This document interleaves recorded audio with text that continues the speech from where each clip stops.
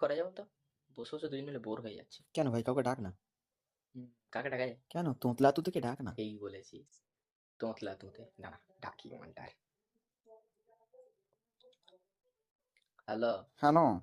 তোতে, চলাই ভাই বিড়ি কিনেছি তোর জন্য, আয় মজা করে মস্তি হবে।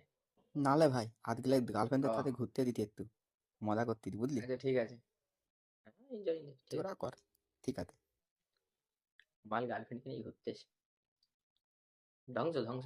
এদের না, কালুকে ফোন করি, কালু ও মাল তো নিশ্চয়ই আজও ফাঁকা থাকবে। আপনি যার সাথে যোগাযোগ করার চেষ্টা করছেন তিনি এখন তার গার্লফ্রেন্ডকে নিয়ে ব্যস্ত আছেন। ধ্বংস হয়ে গেছে, এও ব্যস্ত, ধ্বংস। এর দ্বারা কিছু হবে না, বন্ধুদের টাইম দিতে পারছে না। আমি হামেশাই একদিনে 10-12টা প্রপোজাল এমনিতেই পাই। আমি শুধু তোদের জন্য একসেপ্ট করি না, মেয়েদের মুখ দেখে বলে দেবো যে প্রপোজ করতে আসছে। আমি আগে থেকে বলে দিই, এমনিতেই আমার কাছে বন্ধুদের সাথে ফালতু বকার টাইম পাই না, অতি কষ্টে 7 থেকে 8 ঘন্টা বার করতে পারি। আবার গার্লফ্রেন্ড, মুড ভেঙে গেছে। দুদিন বসে কি করো, তুই ঘরে চলে যা, সামনে নিট পরীক্ষা, মাথায় এখন অনেক চাপ, খুব পড়াশোনা করতে হবে, ক্লাস করতে হবে, এক্ষুনি তুই ঘরে চলে যা, আমি এক্ষুনি পড়তে বসবো। পড়াতেই মন দে, ওদের কেরিয়ারও কিছু হবে না। যা তুইও পড়তে বসে যা। যাচ্ছি তাহলে। হুম।